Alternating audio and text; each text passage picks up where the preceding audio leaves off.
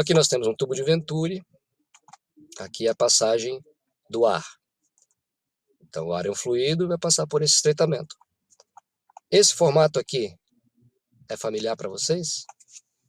Quem sabe assim fica refresca mais a memória. É o perfil de uma asa, olhando de lado, né? Então ela é arredondada aqui nas pontas e aqui envergada em cima e reta embaixo. Esse abolamento em cima faz com que o ar somente em cima da aeronave, da asa, ele diminua a área com que esse ar ele passa. Então, já vimos que quando diminui-se a área, a velocidade aumenta. E nessa área aqui, junto com a velocidade aumentando, a pressão estática também diminui. Pressão estática diminuindo somente em cima da asa, vai gerar uma diferença de pressão entre a parte de baixo e a parte de cima, empurrando essa asa para cima, gerando a tão famosa sustentação da asa. Então, nesse desenho aqui, a gente pode notar a passagem do ar por cima do aerofólio. Esse ar ele é acelerado e, consequentemente, a pressão diminui em cima. O ar que passa embaixo vai continuar passando com a velocidade com que a aeronave está viajando e vai diminuir, a velocidade estática vai continuar a mesma. Só que quanto mais velocidade, menor a pressão em cima da asa. Quanto menor a pressão aqui, mais sustentação eu tenho de cima para baixo da aeronave. Então é através da diferença de pressão no aerofólio que as aeronaves elas geram a sua sustentação. Legal. Então aqui temos uma aeronave voando no nosso fluido de ar, que é a atmosfera, e realizando um movimento, ou seja, um ato, um processo de troca de lugar ou posição. Então, movimento é a troca de posição de um lugar para outro. A aeronave tem que estar em movimento para que todas as reações aerodinâmicas ocorram aqui na asa, né? E na aeronave para que ela se mantenha no ar. Velocidade é o tempo em que se leva para fazer alguma coisa. Então, quanto tempo essa aeronave vai levar de uma cidade a outra? É a velocidade com que ela voa de um lugar a outro. Ou então, pode ser também a velocidade com que o ar está passando pela aeronave. A aeronave está mantendo uma velocidade e o ar que passa pela aeronave também está mantendo uma velocidade. Essa é chamada de pressão dinâmica. Então, o que seria a pressão dinâmica? Velocidade com que o ar passa pela aeronave em voo. Então, é essa velocidade que vai gerar os efeitos e as reações aerodinâmicas. Então, é importante que os pilotos tenham sempre indicadores de pressão dinâmica ou de velocidade do ar, para que se garanta que a aeronave se mantenha no ar. E para isso depende também de outras coisas, como a pressão atmosférica. Então, a pressão atmosférica também interfere nos instrumentos e nessa relação aqui aerodinâmica. Tem muita dúvida entre velocidade e aceleração, muita confusão aqui, mas a aceleração, na verdade, é a taxa de variação da velocidade em relação ao tempo, geralmente por metros por segundo ao quadrado. Então, essa aeronave, para ela conseguir uma velocidade X, ela vai ter que realizar uma aceleração, né, na pista de 0 até tanto, para que ela atinja uma velocidade que consiga voar. Então, a aceleração, na verdade, é a velocidade com que é a variação da velocidade com que essa aeronave está aumentando ou diminuindo o tempo para chegar em algum lugar, ou seja, a velocidade. Instrumentos, então, que captam a pressão estática são esses portos estáticos aí, são sensores, geralmente na parte da frente da aeronave. O bom é sempre ter um reserva, então aqui nessa aeronave nós temos dois sensores de pressão estática. E temos os tubos de Pitot, que captam a pressão dinâmica, ou seja, a passagem do ar pela aeronave. Então, existem equipamentos que utilizam as duas tomadas de pressão, a pressão dinâmica pelo pitot e a pressão estática pelos portos ou tomadas de pressão estática. A velocidade indicada, ou o indicador de velocidade do ar, o velocímetro da aeronave, ele mede exatamente isso, ele mede a velocidade com que o ar está passando pela aeronave. Ele capta dados da pressão dinâmica, junta com a pressão estática, e através da calibragem aqui do altímetro, ele consegue dar a velocidade do ar passando pela aeronave. Outros instrumentos que usam aí o porto de pressão estática somente é o Vertical Speed Indicator, o VSI, né, que é o indicador de velocidade vertical, e o altímetro. O altímetro nada mais é do que um barômetro calibrado aqui para nos dar a informação de altitude. Então, altitude é diferente de altura. A altitude tem a ver com a variação de pressão aqui, calibrando o altímetro para isso. Legal. Vamos estudar agora as leis de movimento de Newton, o famoso Newton, né? Então, foi o camarada aí que colocou e solucionou alguns problemas que antigamente se tinha com relação a movimento dos corpos. Então, vamos para a primeira lei de Newton, que é a famosa lei da inércia, né? O princípio da inércia, que diz que um objeto permanecerá em repouso ou em movimento uniforme em linha reta, a menos que tenha seu estado alterado pela ação de uma força externa. Traduzindo, um corpo sempre tende a manter um estado de equilíbrio. Se ele está parado, ele tende a ficar parado. Se ele está em movimento, ele tende a ficar em movimento. E o corpo está em equilíbrio quando a soma das forças atuantes nesse corpo é igual a zero. Então, a pessoa pode estar em repouso e estar em equilíbrio. É mais fácil de entender isso, né? Ou a pessoa pode estar em movimento retilíneo uniforme e também estar em equilíbrio. Então, o movimento retilíneo uniforme, ou seja, velocidade constante, a soma das forças é zero e também há um equilíbrio.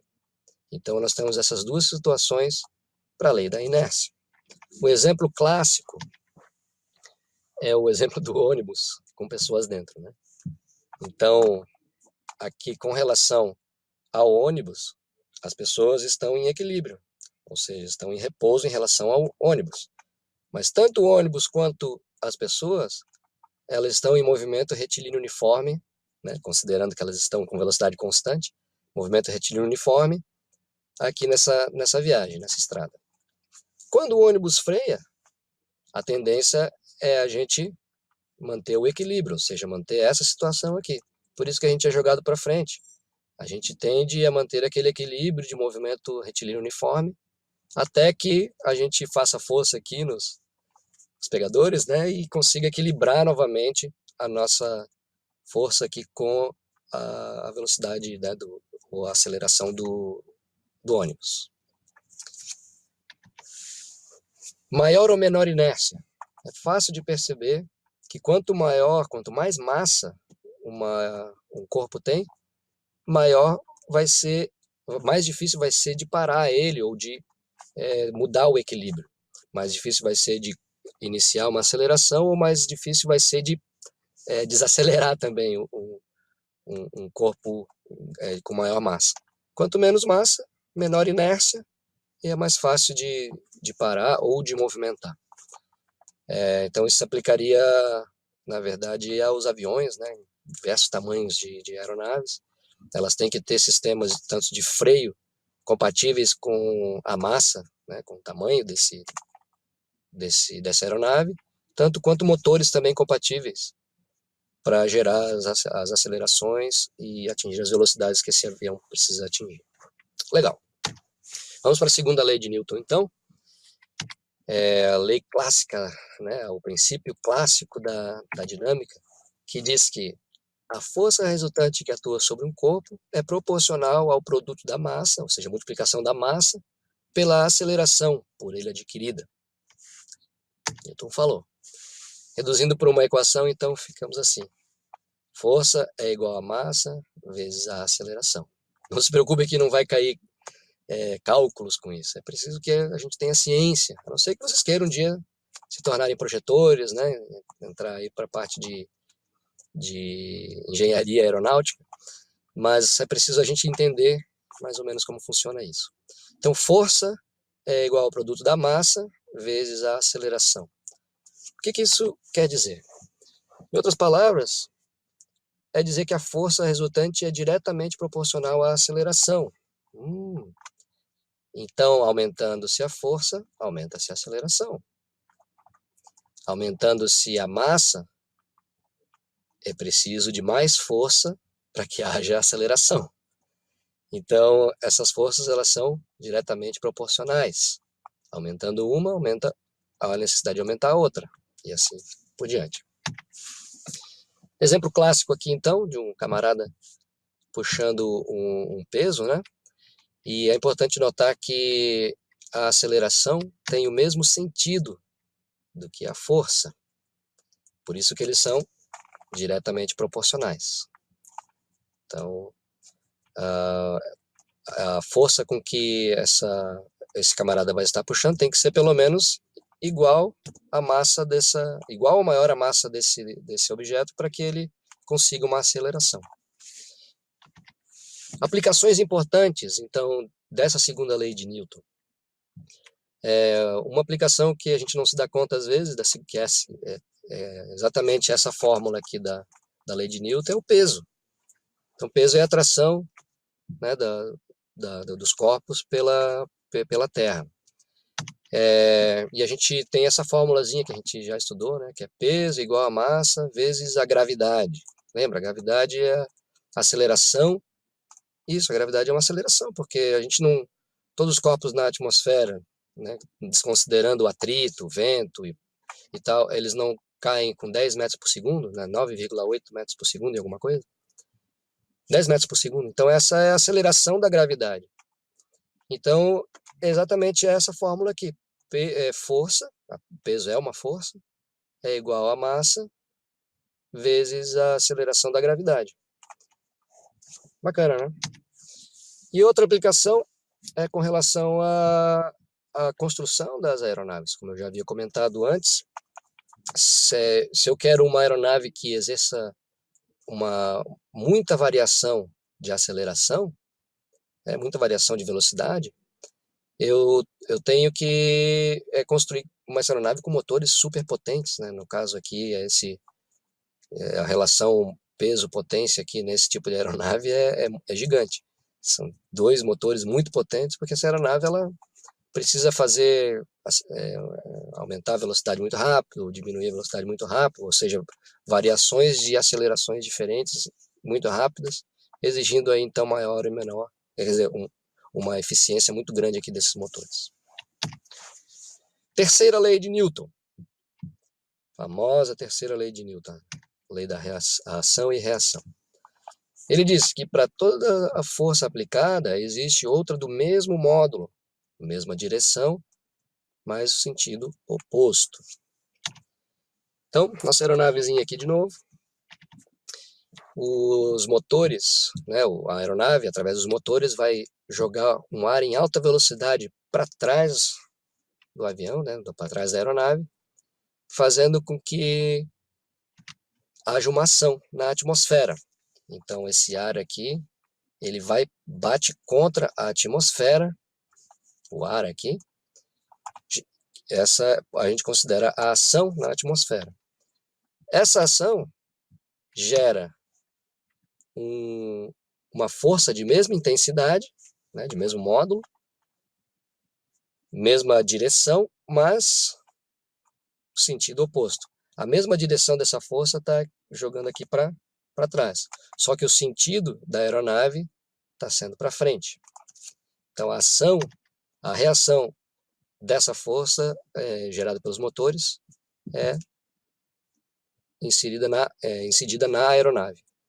Então aqui a gente tem classicamente como funciona a ação e reação numa aeronave. O ar posicionado para trás, com direção e intensidade, mesma intensidade, mesma direção. Só que o sentido vai ser oposto. O mesmo caso é quando a gente dá um soco numa parede. Então, quando a gente dá um soco na parede, a direção e a intensidade da força é igual. Só que o sentido vai ser oposto. Então, se eu estou batendo aqui na parede com +1, eu tenho uma força igual ao sentido oposto com -1. E assim por diante. Bom, fim da aula número 1. Espero que tenha contribuído aí para o entendimento das matérias. E a todos um ótimo estudo aí e até a próxima aula.